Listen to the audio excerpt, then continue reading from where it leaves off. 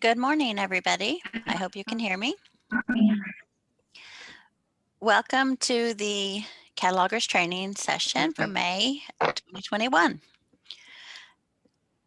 As always, we have muted you upon entry, but feel free to unmute yourself if you have a question or type a question in the chat as we go.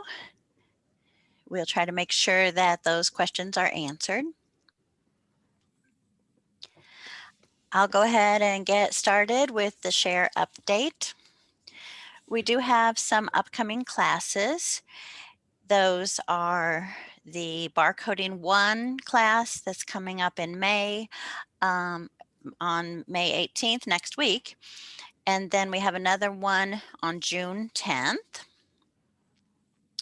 There is a Library of Congress subject heading class on May 19th, and then Dewey Decimal Classification on June 15th.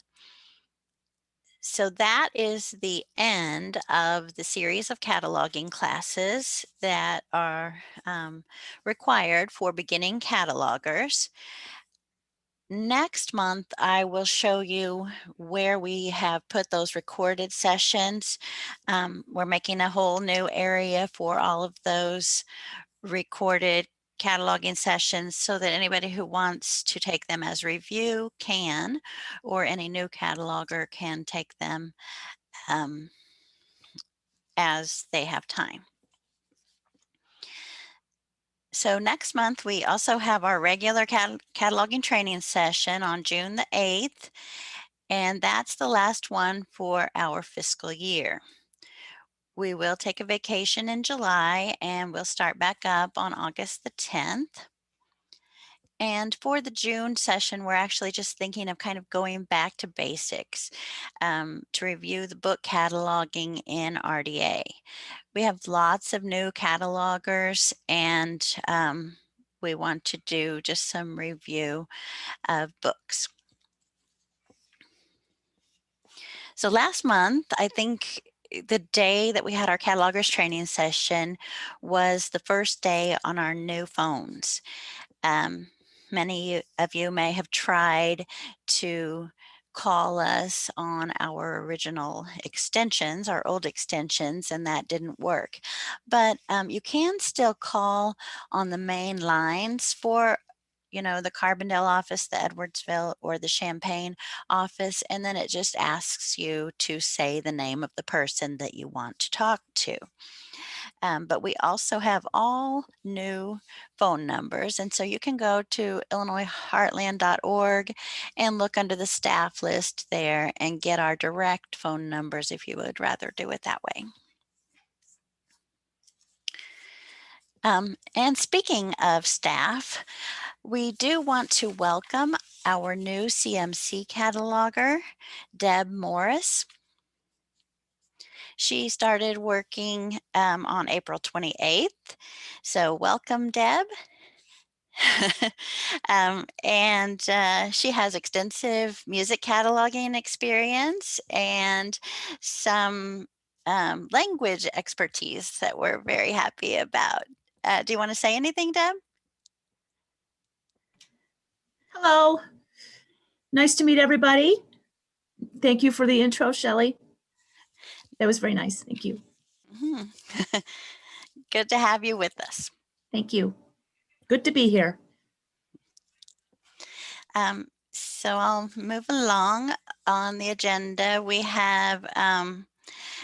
did have the share membership meeting that took place on May 5th, and they discussed the Solus app, the multi-type borrowing policy, the election for medium size library, and also 2 proposals for cataloging libraries. So the voting begins tomorrow, and it will remain open for at least a week. 1 representative from each library, usually the director, would vote on anything that needs to be voted on. And of course, only cataloging libraries need to vote for the two cataloging policies. But do make sure to get your vote in because we do have to have a quorum on those. Last delivery date for the year for schools is May 17th.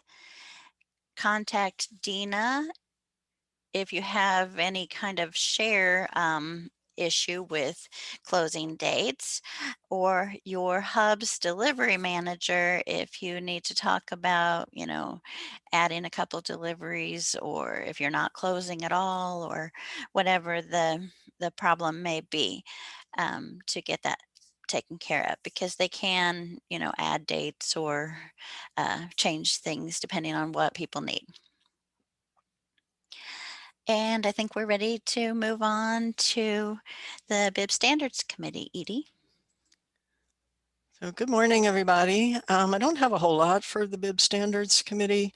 One big thing is that we do have a vacant seat. So if you're interested in being on the committee, between now and the end of June, you can contact our current chair of the committee, which is Jacob Potty at the Rochester Public Library.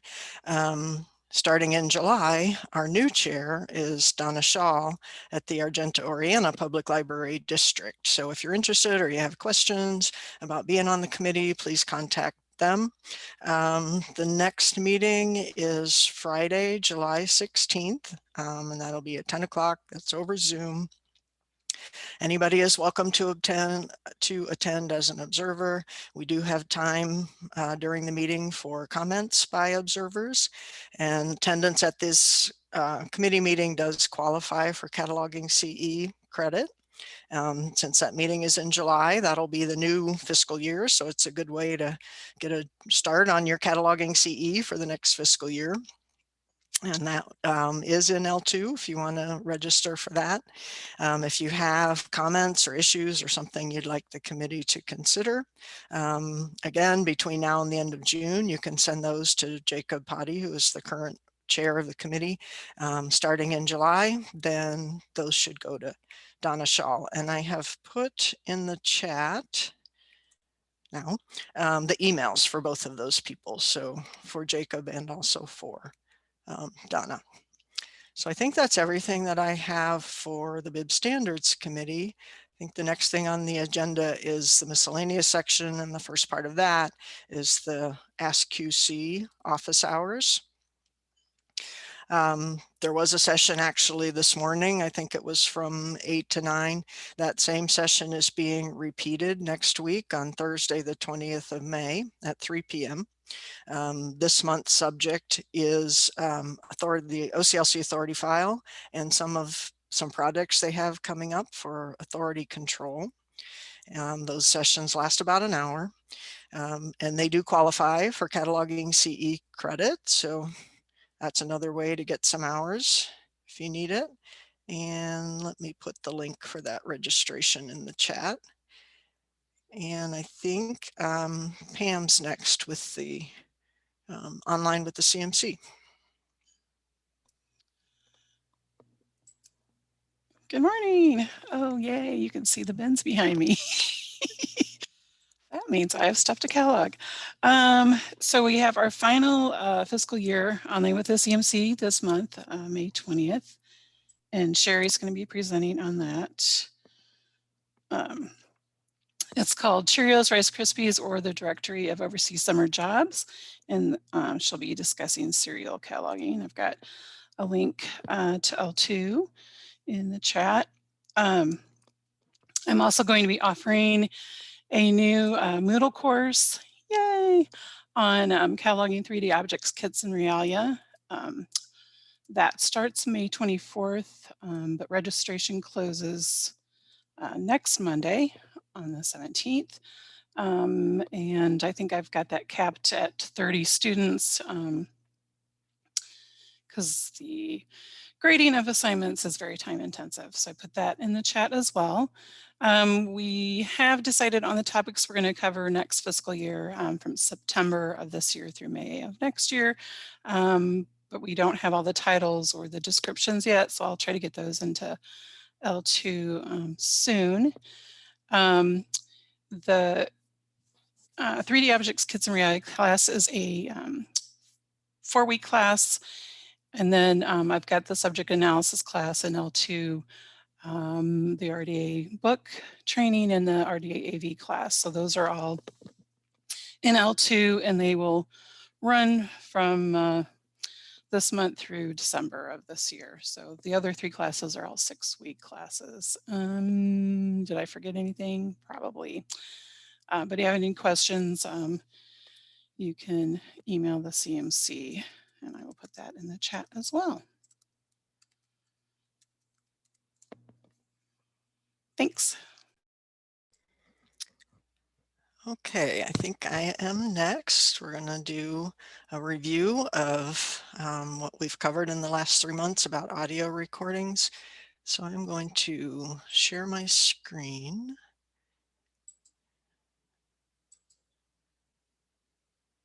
And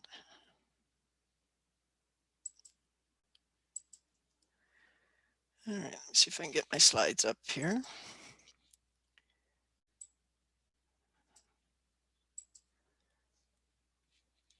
Okay, are you seeing the slides and not the note pages?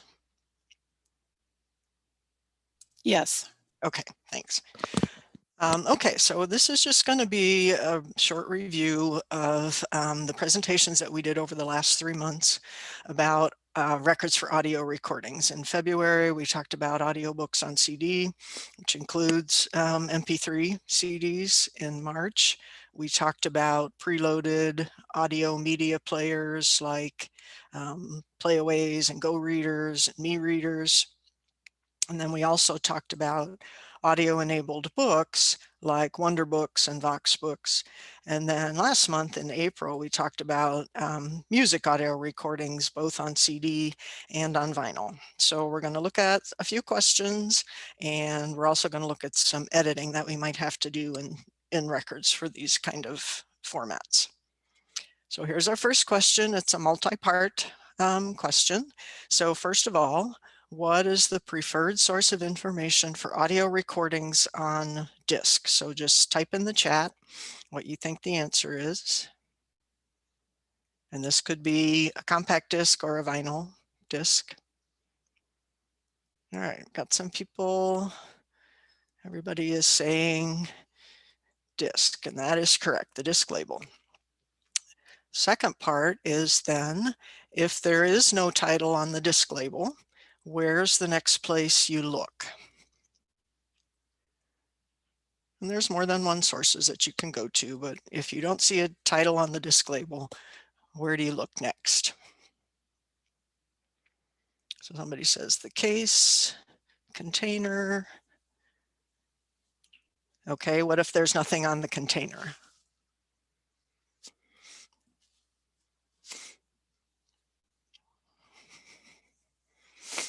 All right, so a lot of people are saying container. So that is correct, container or accompanying material. If there's one of those little booklets in the container, sometimes there's information in there. If there's nothing on there, then you could go to an outside source like a website, like the vendor's catalog. But then what if there's no title anywhere? Either on the piece or from an outside source. What's your last resort?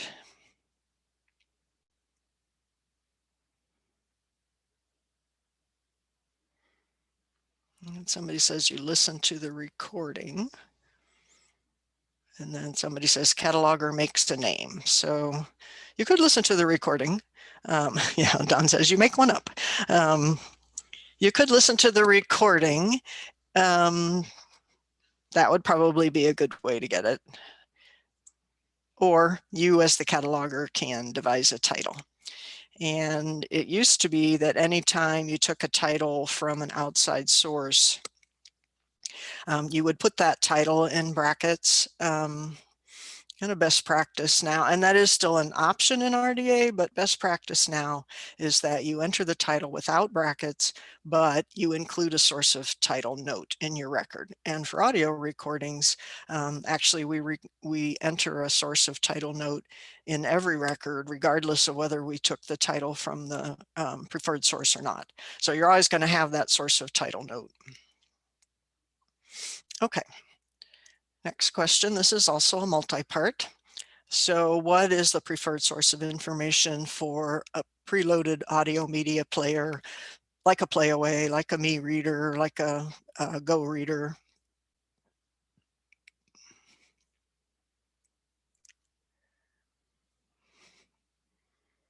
All right, so it says the player. People are putting in the chat the player, so that's true. So the cartridge or the player.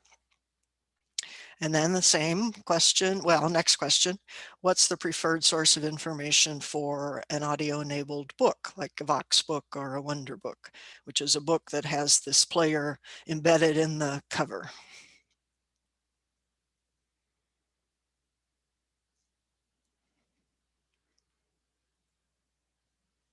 I'm not seeing anything in the chat, but this is a book, so your preferred source of information is going to be the title page. Then, so just like with the last question, if there's no title on that preferred source, then where do you go next?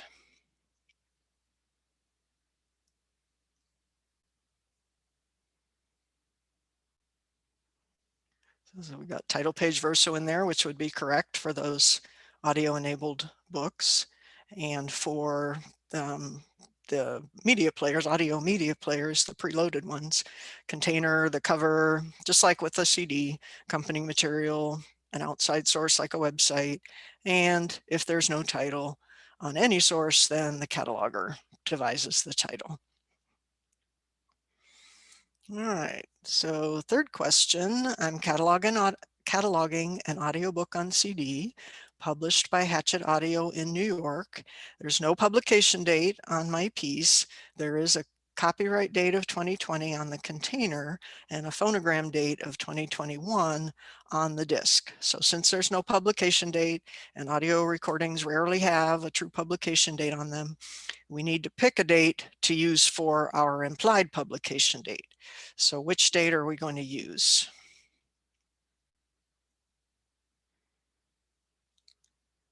So got a pretty big consensus for 2021. And that's true. We're going to use that phonogram date because that indicates copyright for a recorded sound. So that is the copyright date for our audiobook, where the copyright of 2020 is probably for the print book. So what if we can't find a date? What if there's no date on our piece? And we can't find a date in an outside source.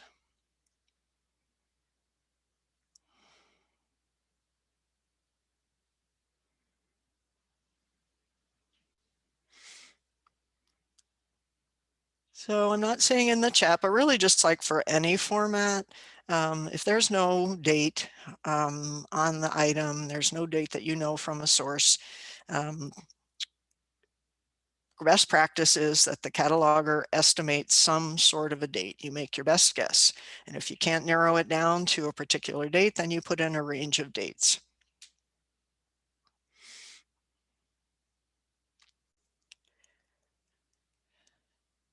And somebody says imply a date in brackets.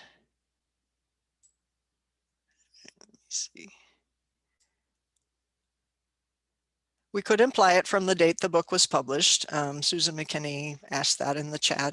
You could imply something if you had one of those. You could imply it from the date the book was published. A lot of times the audiobook and the book are published at the same time. Not always, like in this case. Our book was published in 2020 and our audiobook in 2021. But if you didn't have any date to go by, that would probably be one to go by. Somebody said the cover. That's possible. If there's a date, if there's a date on the cover, then you could use that. I'm just thinking if there's no date anywhere, then you as the cataloger have to come up with something. And so comments that I would assume a date according to the tech of the format. I'm not sure what that means unless you're thinking the earliest date that that particular format was available. You certainly couldn't make your date any earlier than that date, like for CDs, I think it's 1985 or 1982 or something like that.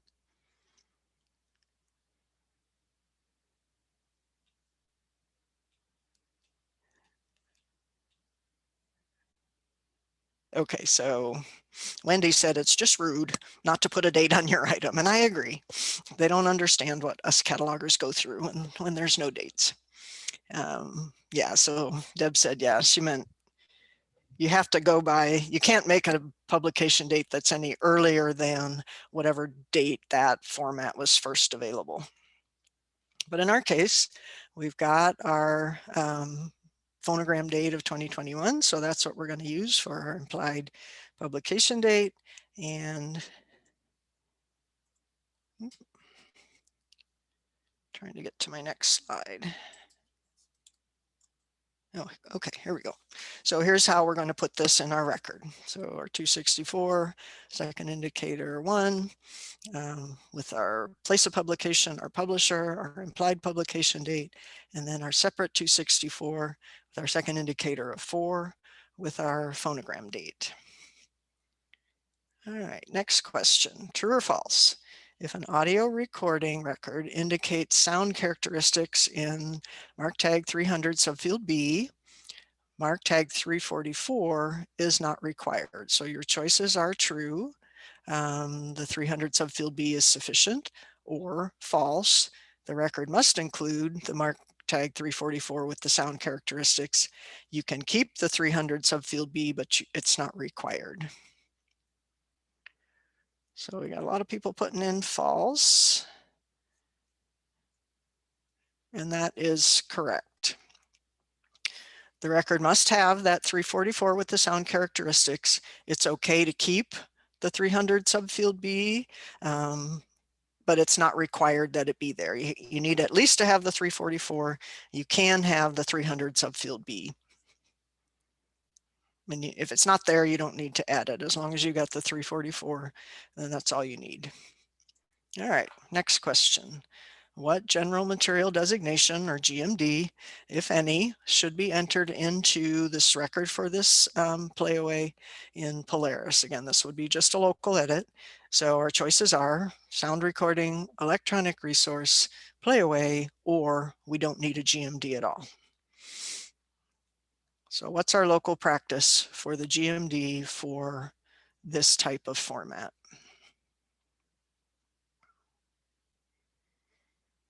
All right, we've got 1 vote for sound recording, several votes for B. All right. So our answer is for these preloaded audio players like Playaways and MeReaders and Go Readers. Our GMD is electronic resource, and that goes in our 245 subfield H. So does the subfield H come before or after subfield B with a subtitle or a parallel title? Excuse me. All right, correct, before, it comes before. What about, does a subfield H come before or after a subfield P with a part title?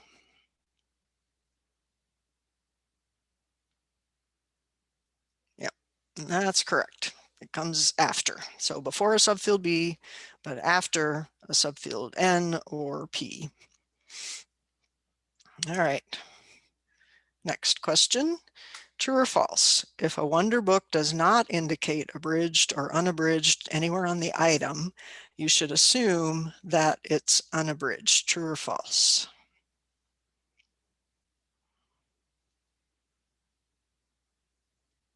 All right, we're getting some trues. Yep, got a pretty big consensus for true. And that is correct. You're going to consider that it's unabridged. You're going to put that in your mark tag 250, but in brackets because it's not on the piece. We're assuming that if this recording is a recording of the story in the book, that it's an unabridged recording. But if it's not on the piece, then we have to put that in brackets. Okay. Question 7.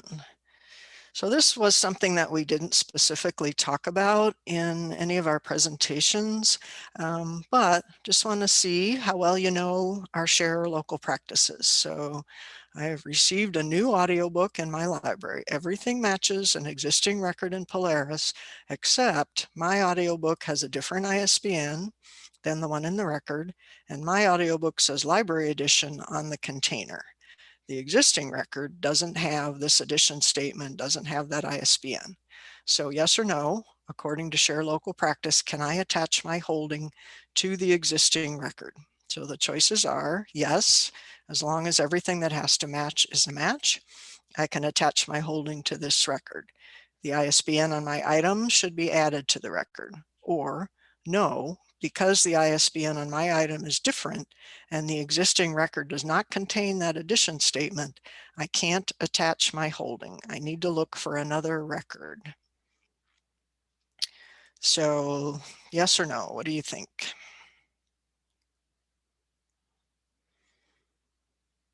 All right, got some people putting in yes. And that is correct. As long as everything that has to match is a match, I can attach my holding to this record.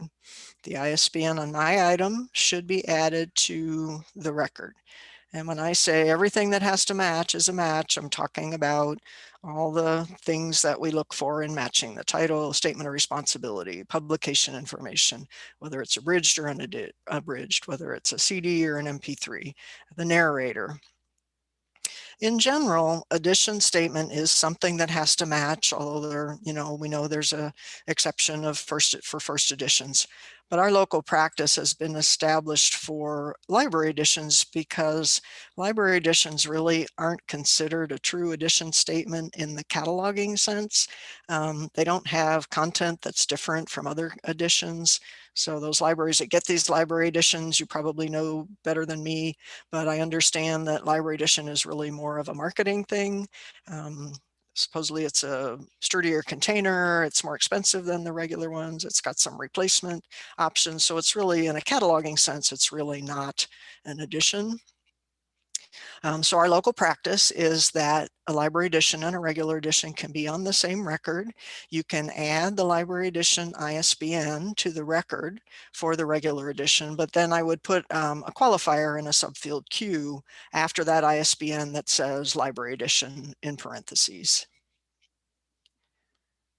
Okay. So now we're going to move on and we're going to do some edits.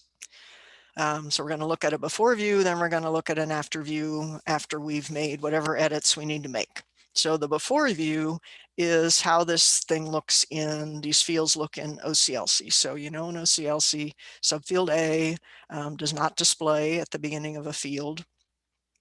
And the spacing is a little bit different than what you see in Polaris. So this before view is what it looks like in OCLC. So we want to see what all would we need to edit for these two fields to when we're bringing this into Polaris. So I see some things that we need to edit. I think 3 or 4 things, but usually you guys see things that I miss, so there might be more than that. So just go ahead and put in the chat, what do you think we're going to need to change on these fields? All right, so we've got, Susan says we need to change subfield 4 to E, author, and a slash between the title and the subfield C. Got somebody else says change the subfield 4 to E. Anything else? We need a comma after Ramona in our 100. We need a period at the end of our 245. Write out author. Okay, so add the subfield H for sound recording. We had to add our GMD. Okay, do you see anything that we need to do with our statement of responsibility in the subfield C of our 245?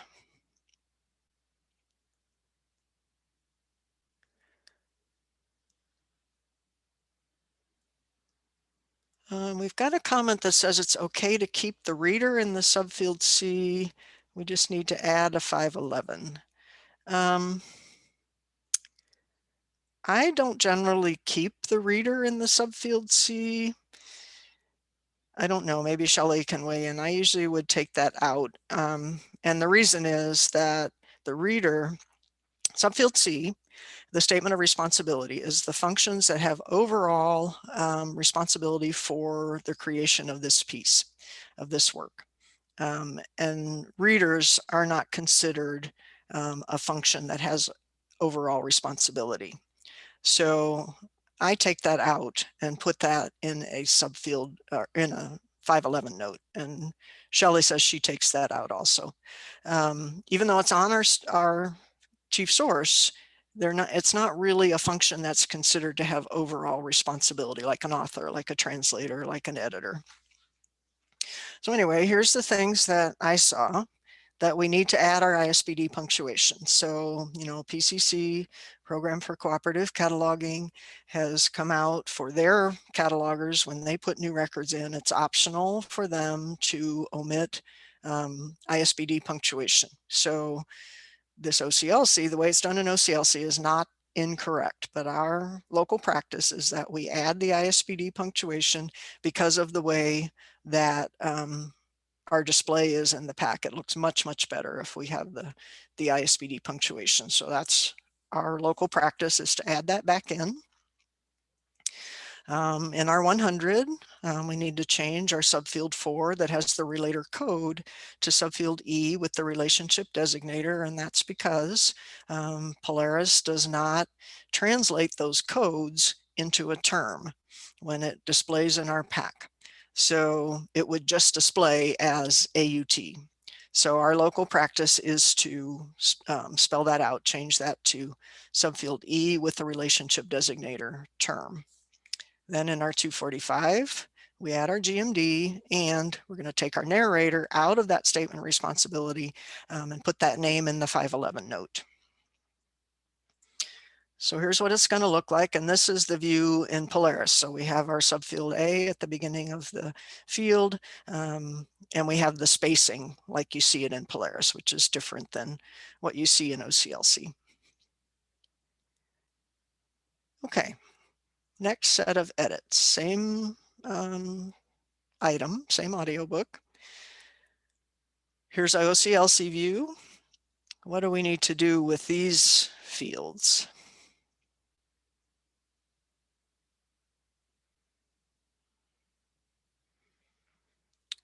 First of all, what do we need to do with our 260? Right, we're going to change our 260 to a 264. What about our 300? All right, and also April says you're going to make our 260 to a 264, and we're going to add the state.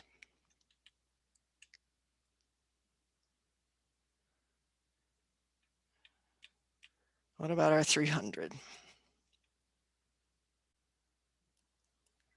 We're going to spell out CA to approximately. Anything else?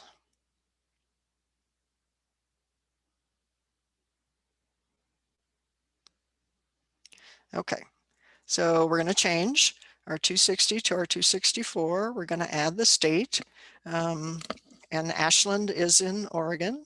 So when we add that state, are we going to use the postal code OR, or are we going to spell out Oregon? All right, so we got spell it out in there. Very good. In our 300, we're going to change where it says CDs to audio discs. We're going to change CA period to approximately, and we're going to change where it says 12 centimeters to 4 3/4 inches. So here's what it's going to look like. So we've got Ashland, Oregon with Oregon spelled out. We've got our implied publication date and then our separate 264 with our phonogram date. We've got our 9 audio discs. We spelled out approximately. We've got our dimensions in inches instead of centimeters.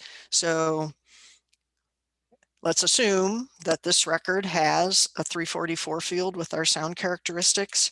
Should we take out the subfield B in our 300, or can we leave it in?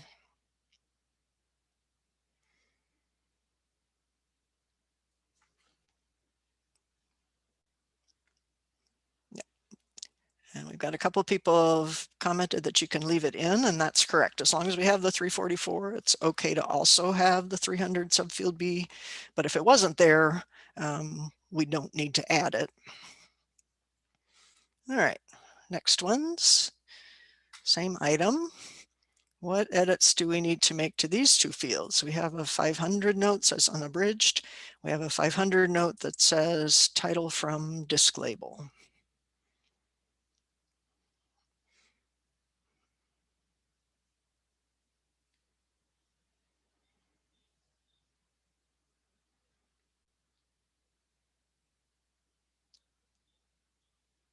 All right, so we've got a comment in the chat that says we want to put our unabridged, instead of a note, we're going to make that a 250, and that's correct. We do want to make that an addition statement rather than a note. What about our 500 note with our source of title? What are we going to do with that?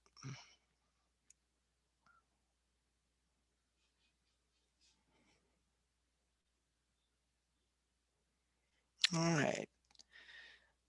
Sid says we're going to change the 500 to a 588, and that is correct. Got a couple other people put that in there as well. So first of all, we're going to change our unabridged note to an addition statement. And secondly, we're going to change our source of title note from a 500 to a 588. And this is what it's going to look like.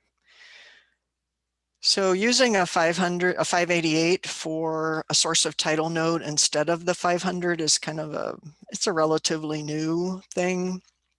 So you'll see lots of records with a source of title note and a 500. So when you're editing, just change that to a 588.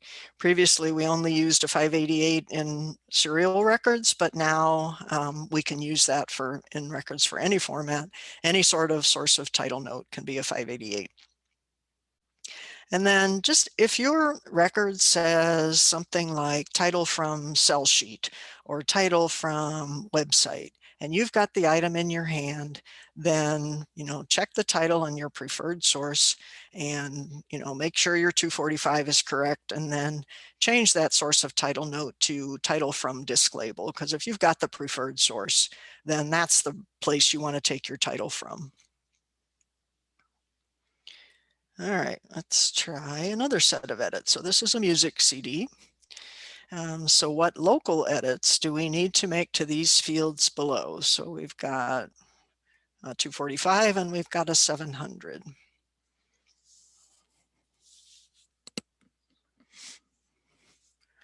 And this would be a local edit that we would be doing.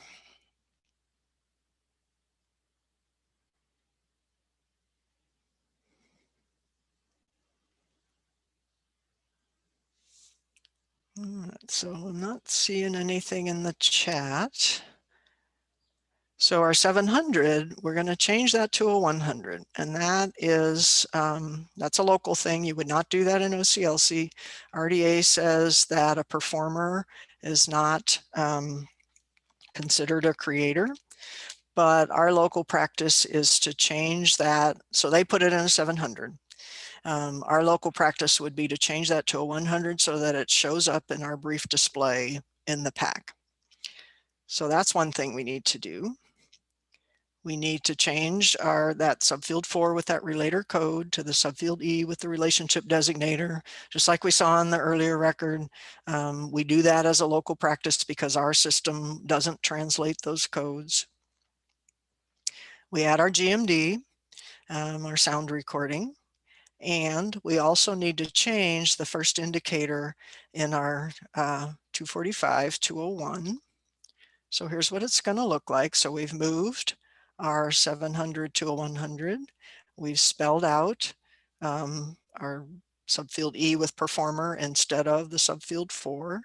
We've got our title, we added our GMD, and we changed our first indicator in our 245 to a 1. So why did we have to do that? Why did we have to change the first indicator?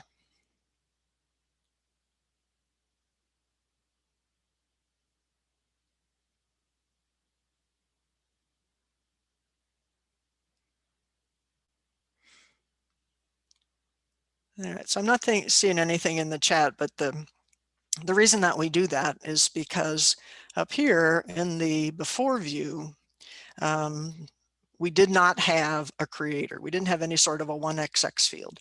So our first indicator in our 245 in that case is a 0. When we changed our 700 to a 100, now we do have a creator field in our record. We have a 1XX field. So when you have a 1XX field in your record, then your 245 first indicator needs to be a 1. So that's why we had to change that.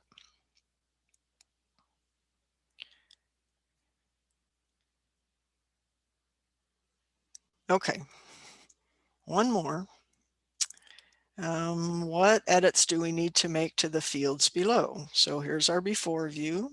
We've got 650 with popular music and a chronological subdivision. We've got just a plain 650 for popular music. Then we have a genre heading, an LCGFT term for rock music with a chronological subdivision. So what do we need to do?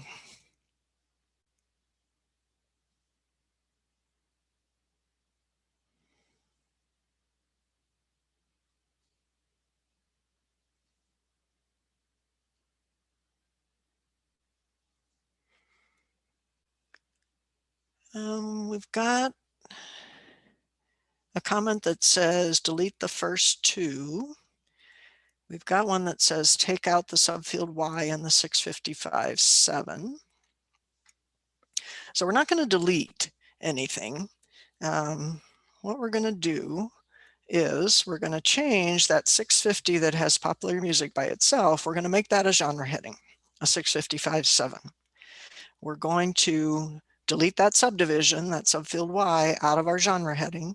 And the reason for that is because genre headings don't use subdivisions. If we want to have something that shows the chronological period of time for rock music, then we need to add a 650 for rock music with that chronological subdivision, just like we have for popular music. So here's what it's going to look like. You'll see a lot of records that have, like the before view, that has our genre in a 650 field, and that's because for a long time we didn't have genre terms for music and we had to put it in a 650.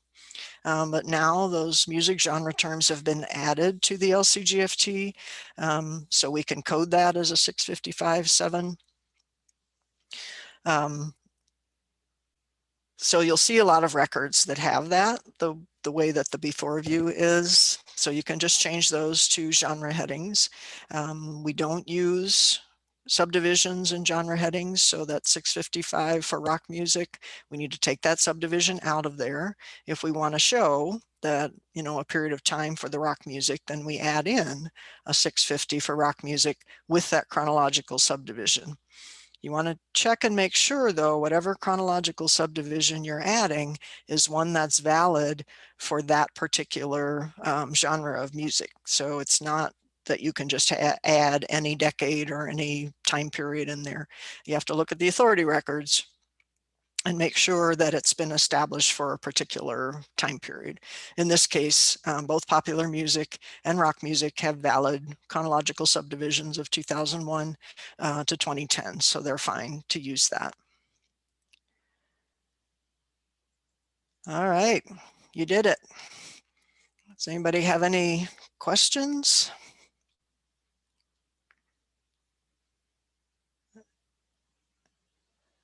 So we have a question that says, aren't the genre headings valid as LCSH and so should have indicators of 0 instead of 7? we're using genre terms out of the LCGFT thesaurus, sorry, I can't say it. And so we do use the second indicator of a 7. The only time we use the second indicator of a 0 in a genre heading that we would code as a 655, and this is just, we're following LC practice, is that there is no term in the LCGFT for whatever we want to use as a genre term. There is a Library of Congress subject heading for that term, and the scope note in that authority record for that subject terms is worded in such a way that it's okay that we can use it as a genre term. And in that case, we code it as a 655 and then a 0 in our second indicator. If you can't find any information on a disk or cover or anywhere, would that indicate it may be a bootleg disk and not to catalog? Yes, that's true. It is possible if you can't find anything that is, it might be a bootleg. And our local practice is that we don't put any sort of bootleg items into our catalog. All right, I am going to stop sharing and turn it back over to Shelley, unless there are other questions.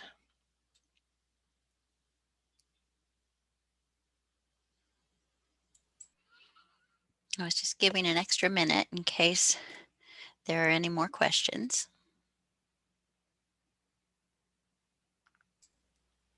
There was a comment says, I missed the last part of the quiz. Will you post it? Susan, I'm not planning on posting the slides because other people will be watching the recording. And I don't want to give them the answers. So if you want to watch the recording, you'll be able to see that last part of the quiz.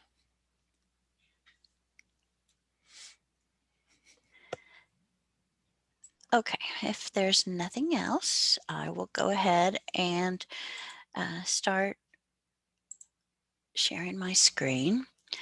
So this section is about item records in Polaris, but specifically, I wanted to start with an audio recording since that would tie into what Edie just went through. So I have a search on my screen right now for an ISBN. And so we're pretending that I have this item, the Silent Spirit, in hand. And here is my bib record for the Silent Spirit.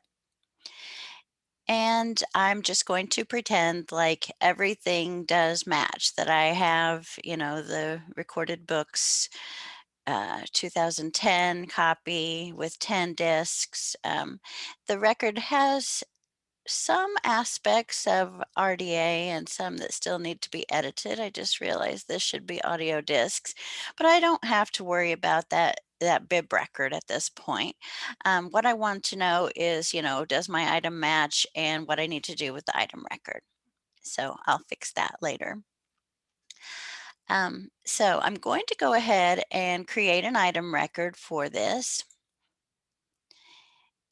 And so I did make a template for Illinois Heartland for a CD. Let me find it. I see everybody's templates, so you have to bear with me to find it. Okay, here's the audiobook template I created. And so I'll say okay and create that item record. So, of course, the cursor is on the barcode spot, so I'll just put a fake barcode in there, test 1. And then it already has the audiobook CD and collection because I set the template to say that. It has a CD as material type, loan period, and fine code already, and our renewal limit. So as long as your template is set up with the collection you use and all of that, you don't have to worry about filling any of that in. And I'm pretending that the prefix audio is what we use at the head of the call number. So then after that, we don't need a Dewey number in class. We just need the Cutter, which is the first 3 letters of the author's last name. And I'll also go ahead and put in a price. I'll say $30. And so then I have everything, all of the main components in my item record. But what if I want to tell people that it has 10 discs so that when I check it in, it will pop up on the screen and say 10 discs. That way, the person who is at that circ desk checking in the item will make sure that all of the discs are there. Does anybody know where that goes in the item record?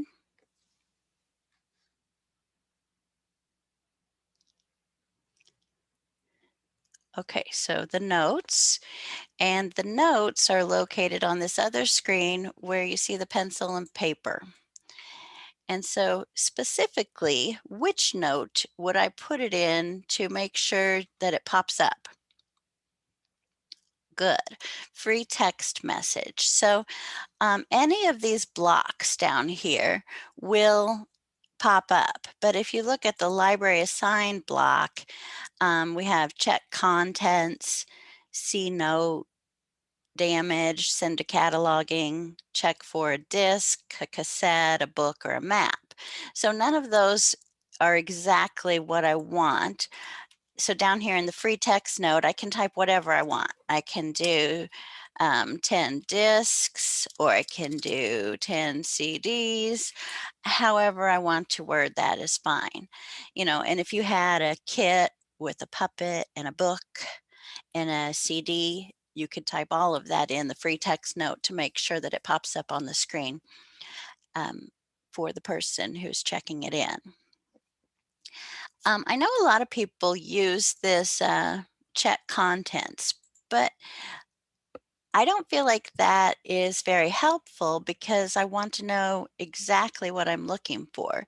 If it says check contents, then I have to look at the container somewhere to see how many discs it was supposed to have, and then, you know, count those items once I find that on the container. So I would rather just have the free text note myself, personally.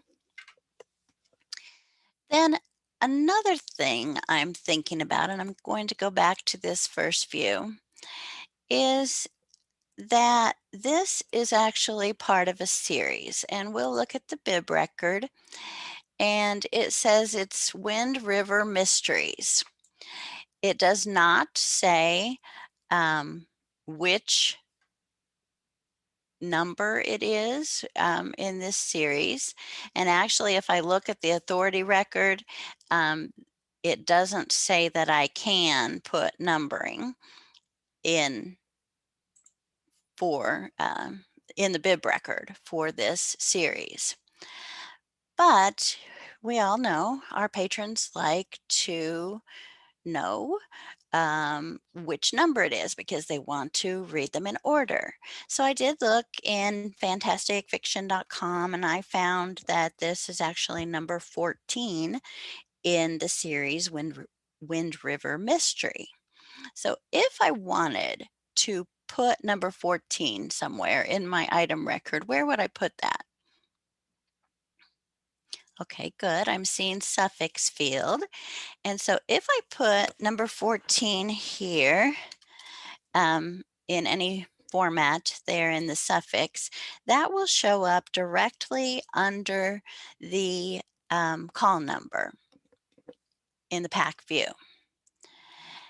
Now, another option would be to go back to this notes, and I could put it in the public note field.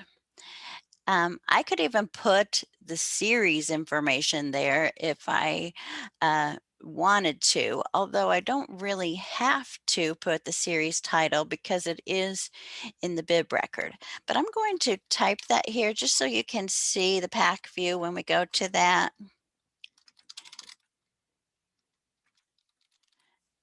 so we can see how it would look. And I'll go ahead and save that.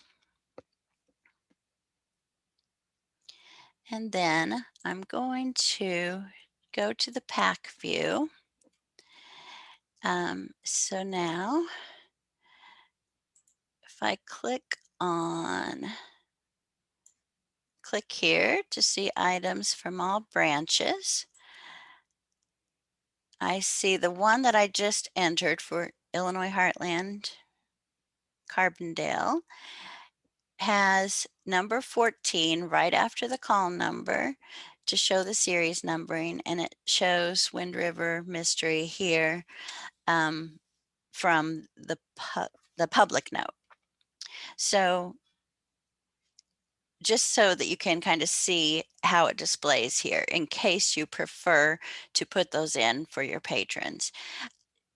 One thing I want to mention here is in that item record, we do not want to use the volume field because that volume field is, oh, whoops, sorry, close that, get back here. The volume field, if we have something there, it will cause problems with holds. And I'm sure you've all seen that message where it asks which copy you want to put a hold on. Well, in this case, it doesn't matter which copy we put a hold on because these are all exactly the same set of 10 CDs. So we don't want to differentiate between any of these at any library. Now I do want to show when you might sometimes need something in the volume field. So I'll do a different search.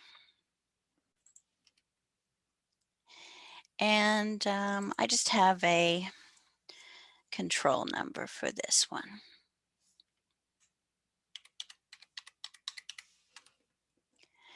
Okay, so this is endangered animals.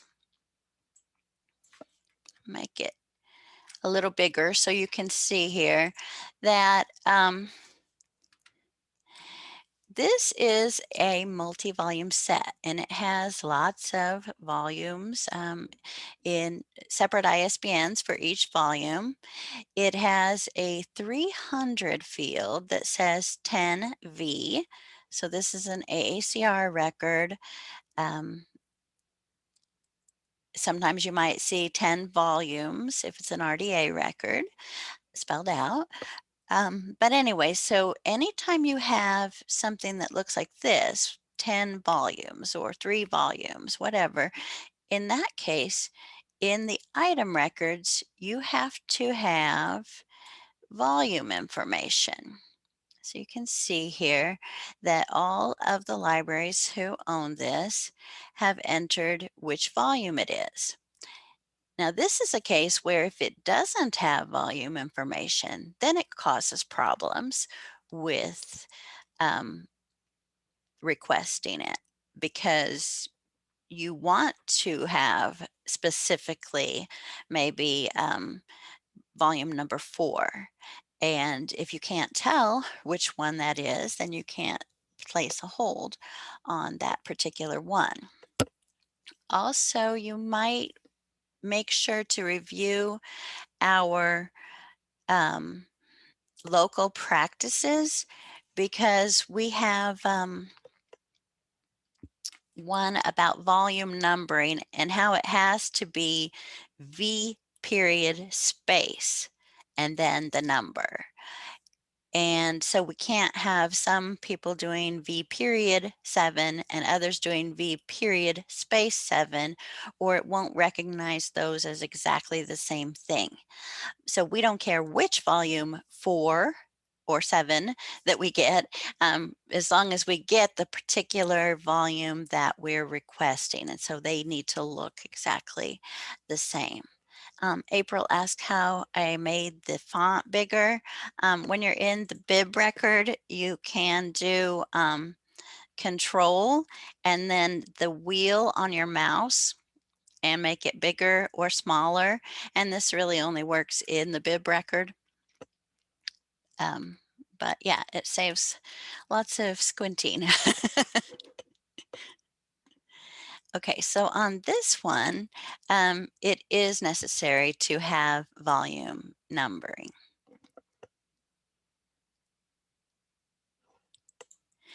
Then the next one I want to show is a problem with volume numbering.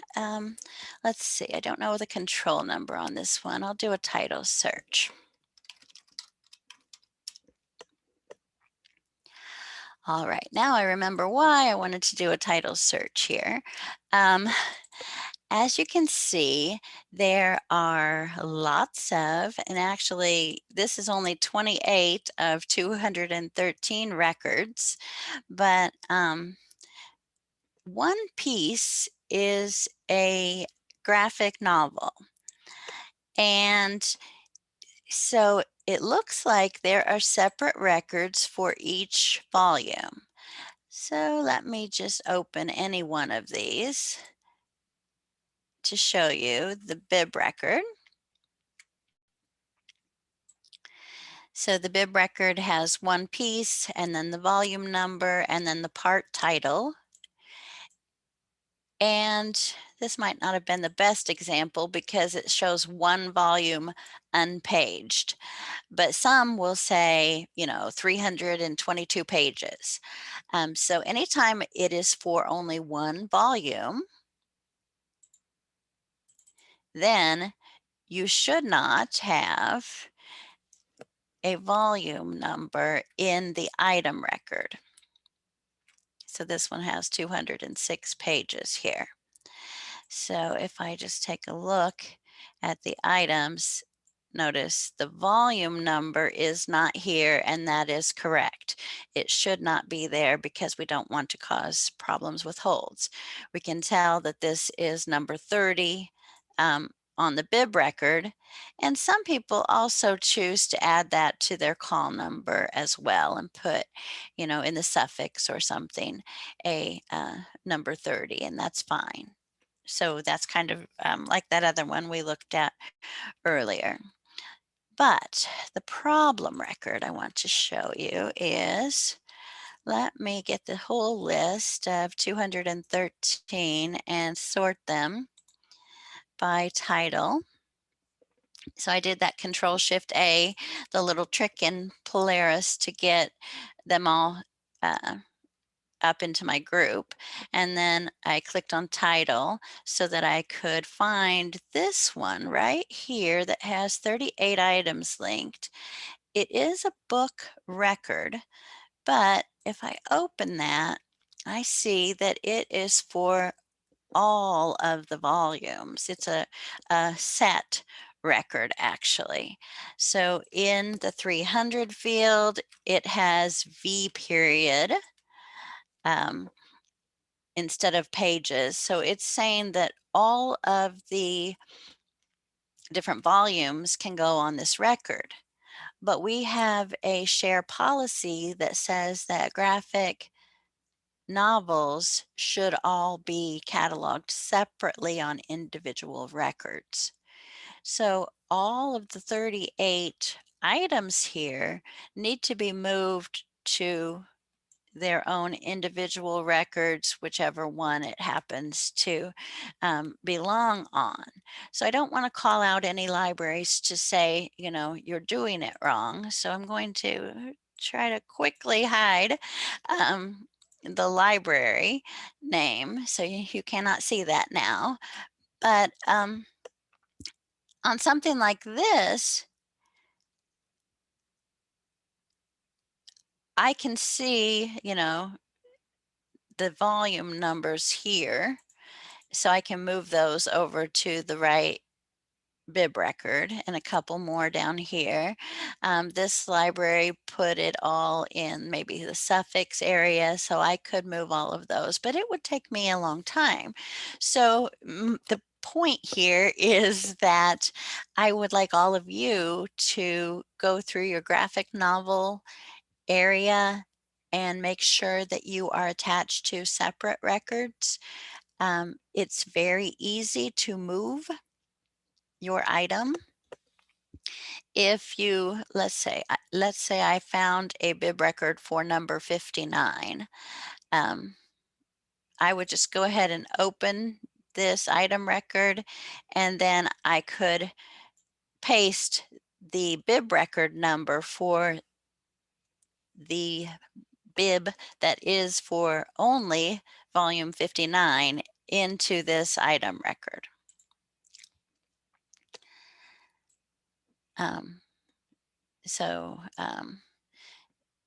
I'm assuming there probably is one with all of the records that are in here. Yes, there is one for volume 59. So very simply, just Control C, take that number and paste it where I showed you in the item record.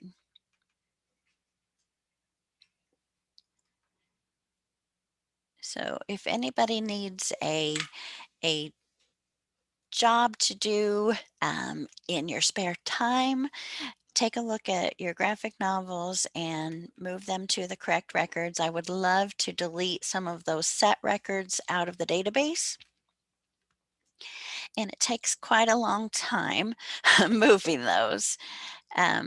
So remember, you won't put anything in the volume field once you move it over to its separate record. I'm looking to see what the chat says here.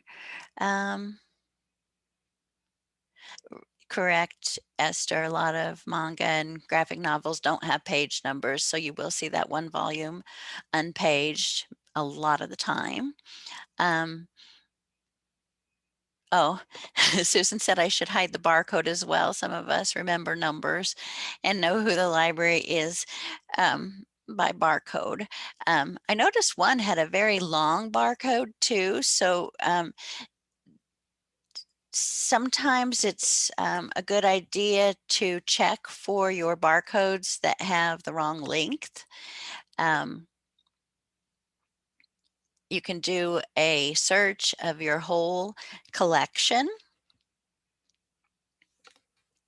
I don't know whether you guys remember how to do that, but if you do an item record search, and you can just put an asterisk here and then say whatever your assigned branch is, and I'll just take Albion because they're at the top of the list. If I search, I get 15,594, which reminds me, you'll have to go to settings and change your retrieval limit to higher than what your collection size is before you can do that search. But anyway, so I have all of Albion's collection, so I can do Control-Shift-A. It's not working. There we go.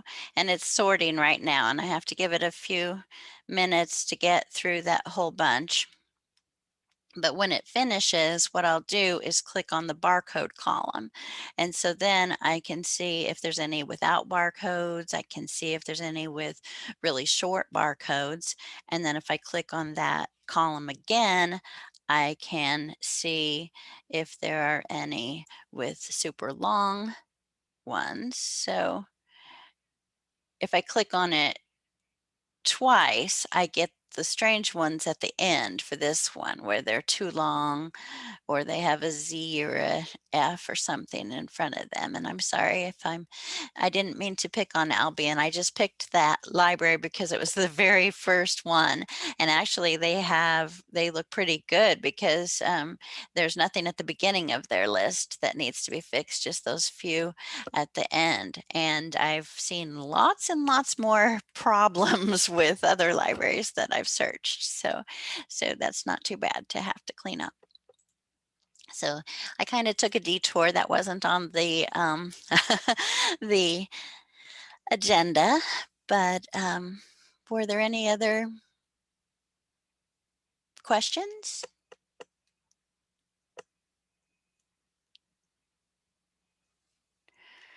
So mainly that section was just to remind people not to put anything in the volume if it's for an individual record with page numbers in the 300 field, but you do need something in the volume if it's, say, encyclopedia or some other kind of a set. Although graphic novels do not fit into that because we don't allow these set records. They're just held over from when we had them and nobody has cleaned them up. And it's not to say that we have to, but it would be really great if we could at some point get those out of there.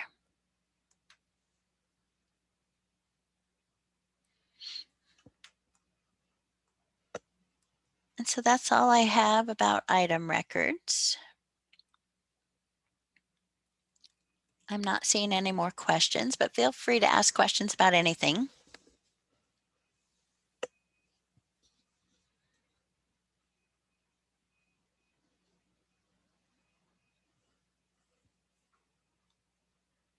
And even if we don't go the full 2 hours today, you'll still get 2 hours of continuing education credit.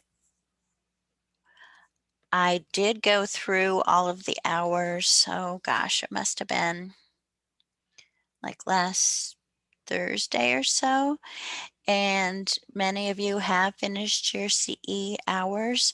I did not send out emails yet to everybody that has not, because I figured many people would watch this May session, and so I would send out emails afterwards to say who has not completed their hours.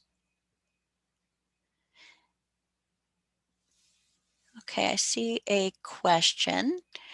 I have a DVD that needs to be cataloged. It has no numbers and very limited. It's not a CMC item. Where or who do I send it to? You can just use the regular routing label and put on there delivered to share cataloging, and then put your own System Hub code in there. Make sure that your item has your ownership stamp on it, because we need to make sure to send things back to the right library. I know that Edie sent out a message pretty recently about some items that were sent in for cataloging, and we don't know who to send them back to. The handwriting looked very similar on several of those, and they were sent to the Champaign Hub. So, Edie, have you sent, I know you sent that out to the directors list. Did you send that out to the share list as well, or will you do that? It's going to be in the share newsletter that I think is coming out today. Okay, good. All right. So April, did that answer your question about where to send the item? Okay. And Zach is sending out the newsletter today, Pam says. So everybody watch for that to see if, especially if you're missing anything. And if you don't get something back within, I don't know, I want to say a month, you should probably contact us and say, where is my book? Where's my DVD? Because I think the catalogers are pretty quick, even though, you know, they might have 100 items on the shelf at any time to be cataloged. They're pretty quick at getting through them. So there shouldn't be a long delay. If you haven't gotten something back that you sent in 6 months ago, please let us know so we can find that. It may be one of those items that doesn't have an ownership stamp and we don't know who to send it back to.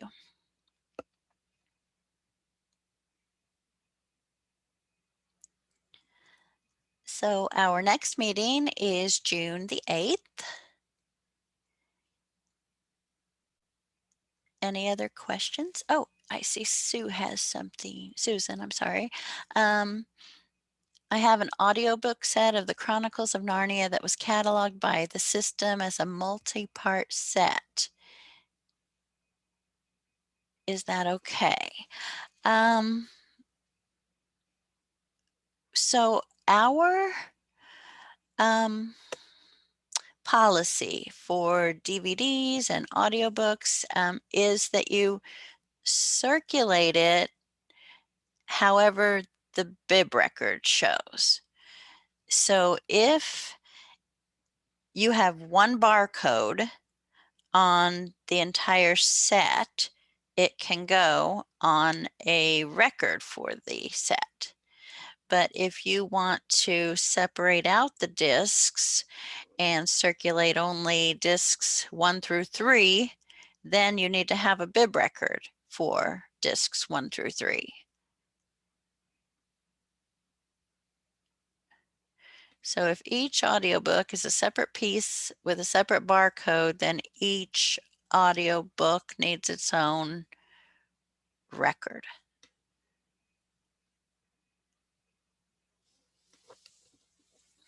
So please, you can email me the information about that, and I'll see if I can find you records that you need instead.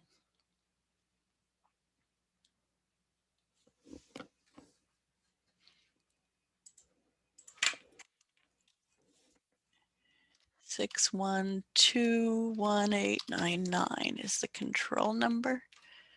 What did I type? Is that the item control number?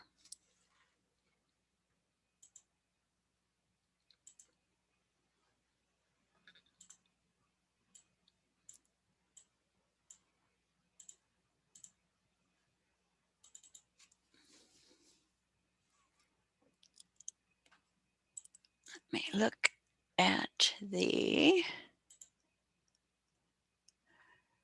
link to the bib record. Okay, so 31 discs.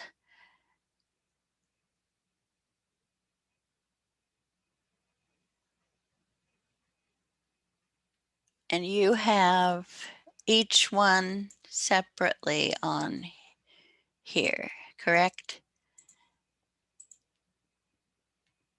Oh, so no, actually it should be separate records. So, and I don't know what the other libraries have that are attached to this. Oh, yeah, they've got the separate ones as well. So it looks like it needs separate records.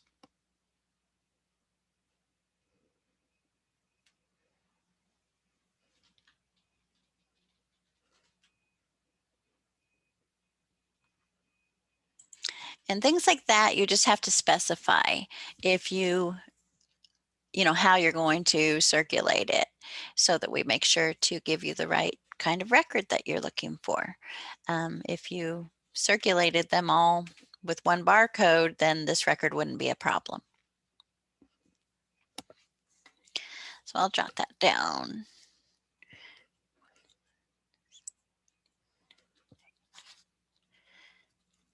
Okay, anything else?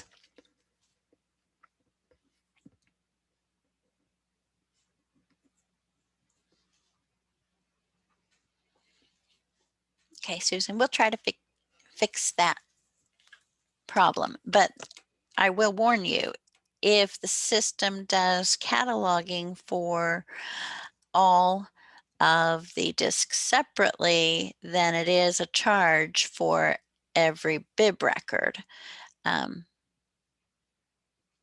not just one bib record like this one would have been.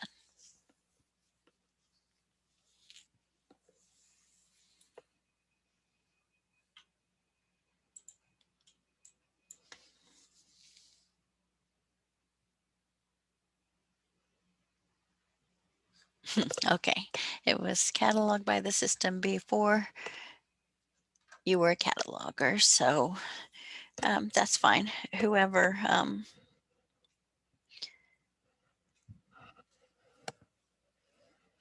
cataloged it wouldn't have known whether you wanted them all on one or separate. And there are lots and lots of old records like that on the system, on the database. And we have said, you don't have to go back and clean up everything, but just using this one as an example, when you look at the items, it will cause problems with holds because some libraries have their volume number and others don't. So like this one wouldn't cause any problems if each of these libraries put the volume number actually in the volume field. But again, that's against policy. So so that's why it's so confusing, I think. When do you use the volume field? When don't you use the volume field? And you kind of have to look to see what others have done and how they've put the numbering in to make sure that it doesn't cause a problem, because here we've got, V period 2, and that won't cause a problem because yours is also V period 2. But if someone else did the correct way, V period space 2, then it would cause a problem. So anyway, I'm not going to, there's just a lot of cleanup work. So anything like that that you can go through looking at your own collection would be great to get cleaned up. I'm sure it won't all be cleaned up in my lifetime though.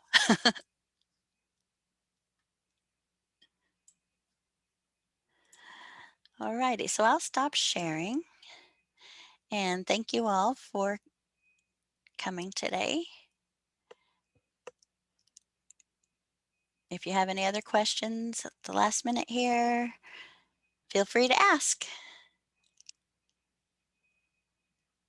Edie, did you have anything else? No, I don't.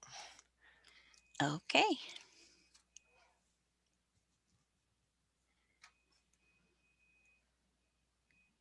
Have a good day. I hope it's sunny there for all of you. It looks nice here.